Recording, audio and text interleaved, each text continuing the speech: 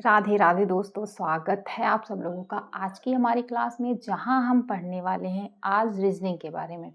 सबसे पहले जब हम शुरू करते हैं कोई भी क्लास या फिर कोई भी सब्जेक्ट हम पढ़ने की सोचते हैं, तो हम सोचते हैं कि ये है क्या, रीजनिंग है क्या, और रीजनिंग को हमें पढ़ना कैसे। और रीजनिंग मतलब हम अगर सोचें कि पढ़ना, चलो हम पढ़ने की सोचते हैं, तो उसको हम सोचते हैं कि शुरू कहाँ से करें, जो हमारी शुरुआत होती है वो कैसे शुरू हो, वो कैसे चीज़ें आगे चलें।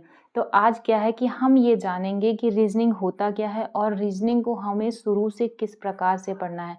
आपकी जितनी भी कोई भी कॉम्पिटिटिव एग्ज़ाम जो भी होते हैं, वो आज ये जो मैं रीजनिंग बताने वाली जितने भी चैप्टर आपके हैं, इससे बाहर कोई क्वेश्चन नहीं आता। यही हमारा पूरा जो है रीजनिंग है। अगर हम ये पूरी जो है रीजनिंग हमारी वर्बल और नॉन वर्बल रीजनिंग पूरी तरीके से कंप्लीट कर लेते हैं, तो हम कोई भी कॉम्पिटिटिव एग्ज़ाम देने के लिए तैयार हो जाते हैं। तो चलिए देखते हैं जो हमारा रीजनिंग है वो होता क्या है और कैसे कैसे मतलब इसकी शुरुआत होती है। तो रीजनिंग जो है 2 पार्टों में बटा हुआ है। पहला हमारा होता है वर्बल रीजनिंग और दूसरा होता है नॉन वर्बल रीजनिंग। अब वर्बल रीजनिंग में क्या होता है, वर्बल रीजनिंग की हिंदी होती है हमारा भाषिक, और जबकि नॉन वर्बल की क्या होती है, अभाषिक। भाषिक, अभाषिक। अब इसमें वर्बल रीजनिंग में क्या होता है कि जिसे हम पढ़ते हैं, देखते हैं, मतलब पढ़ के जिसे हम निकालते हैं, पढ़ के जिसका आंसर देते हैं, वो होता है हमारा वर्बल रीजनिंग। और वहीं पे नॉन वर्बल की बात करें तो नॉन वर्बल रीजनिंग वो होता है जैसे हमने देखा और हमने बता दिया, मतलब ऐसा कि जो बिना पढ़े बता दिया जाए, वो हमारा नॉन वर्बल में आता है। ऐसे मतलब अब देखिए, अभी अभी आपको ऐसे बता दिया कि मैंने देख के बता दिया, मैंने कुछ ऐसा दे दिया जाएगा, उसके बाद आपसे पूछा जाएगा, 4 ऑप्शन रहेंगे और आप देख के बता दो कि भाई इसका आंसर ये होगा। तो वो हमारा किस में आता है, नॉन वर्बल रीजनिंग में आता है। और वर्बल रीजनिंग में क्या होता है, हमें मतलब पढ़ना पड़ता है और समझना पड़ता है, उसके बाद हम इसको बताते हैं। इसका यही फंडा। उसके बाद जो फिर आता है हमारा वर्बल रीजनिंग। अब देखिए वर्बल रीजनिंग में हमने ये तो समझ लिया कि वर्बल और नॉन वर्बल होता क्या है। उसके बाद आता है कि वर्बल रीजनिंग के अंदर हमें क्या क्या पढ़ना है। वर्बल रीजनिंग के अंतर्गत हमें क्या क्या पढ़ना है, सादृश्यता परीक्षण हो गया हमारा, एनोलॉजी टेस्ट, वर्गीकरण हो गया जिसे हम कहते हैं क्लासिफिकेशन। मतलब मैंने यहाँ पे हिंदी और इंग्लिश दोनों लिखा है, ताकि जिसको हिंदी नहीं समझ में आती वो अंग्रेजी समझ लेगा, और जिसको अंग्रेजी नहीं आती वो हिंदी समझ लेगा। उसके बाद हमारा आता है श्रेणी क्रम, जिसे कहते हैं सीरीज, सांकेतिक परीक्षण, कोडिंग डिकोडिंग। जिन लोगों ने भी रीजनिंग पढ़ी है थोड़ी बहुत, उनको ये सब देख के समझ आ रहा है हमें इसके अंदर पढ़ना क्या है, ठीक है। उसके बाद आता है हमारा वर्णमाला परीक्षण, अल्फाबेट टेस्ट, शब्द निर्माण आता है, वर्ड फॉर्मेशन, मतलब उसमें हमें स्पेलिंग अलग अलग अक्षर दे दिए जाएंगे, उसके बाद इस हमसे पूछा जाएगा इससे कौन सा शब्द बन सकता है, ठीक है। सार्थक शब्द कौन सा बन सकता है। उसके बाद आता है हमारा दिशा परीक्षण। अब डायरेक्शन टेस्ट, इसमें भी आप लोग जानते हैं, जैसे पूछा जाता है क्वेश्चन कि ये राम यहाँ से यहाँ गया, इतनी दूर, फिर इतनी दूर, फिर इतनी दूर, ऐसे कैसे कहाँ से कहाँ पहुँच गया, ठीक है। वो किस दिशा में है, क्या है, क्या, ऐसे क्वेश्चन आते हैं। उसके बाद हमारा रक्त संबंध, ब्लड रिलेशन, ये तो आप लोग बहुत अच्छे से जानते हैं, ठीक है। उसके बाद आता है हमारा रैंकिंग टेस्ट, ठीक है। और रैंकिंग टेस्ट के बाद हमारा आता है रैंकिंग टेस्ट होने के बाद हमारा आता है क्रम व्यवस्था, बैठक व्यवस्था, order test and seating arrangement. मतलब होता है ना कि राम उसके बगल में बैठा है, श्याम इसके पीछे बैठा है, तो वो कहाँ बैठेगा, वो किस दिशा में है, उसके आसपास कौन है, ऐसे क्वेश्चन जो आते हैं उसमें किस में आते हैं, हमारा बैठकी व्यवस्था में आते हैं। उसके बाद हमारा 11वां नंबर है शब्दों का तार्किक क्रम, लॉजिकल सीक्वेंस ऑफ वर्ड्स।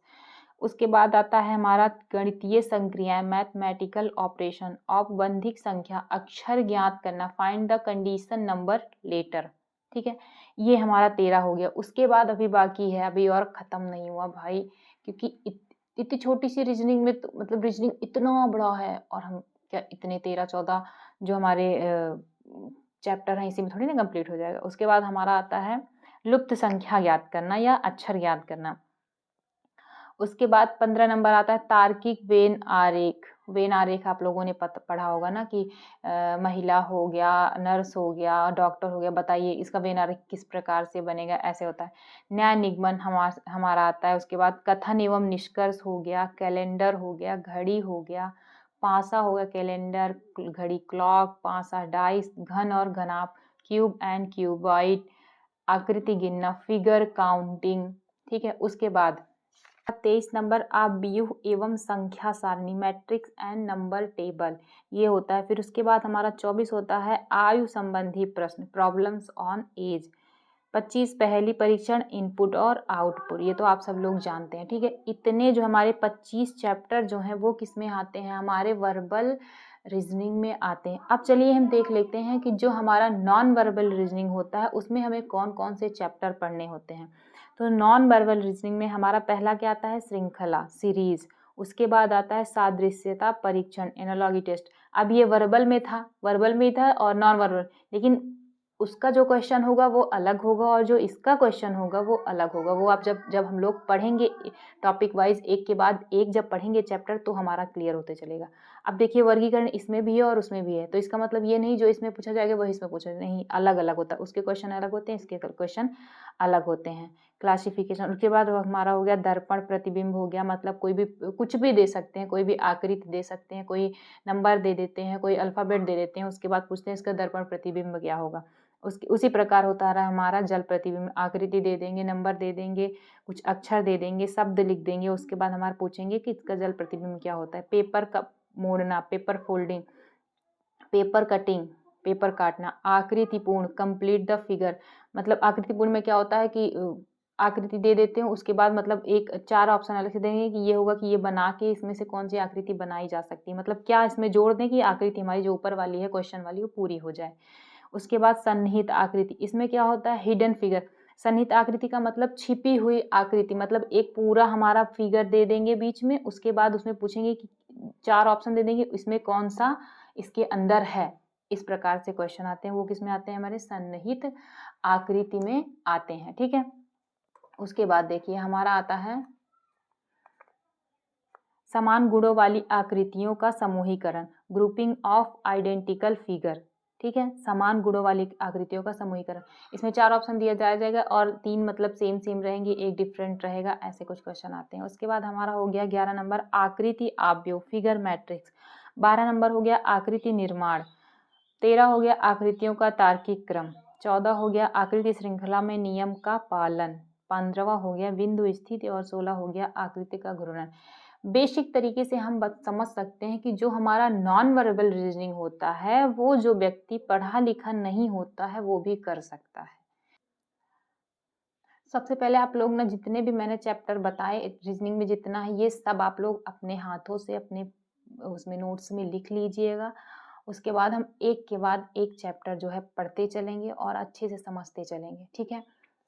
आज की क्लास हम यहीं पे ख़त्म करते हैं और इसके बाद हम मिलेंगे आपको नेक्स्ट क्लास में, वो भी अपने सादृश्यता परीक्षण की क्लास के साथ। तब तक के लिए पढ़ते रहिए, मस्त रहिए और हाँ, मेहनत करते रहिए। जय हिंद।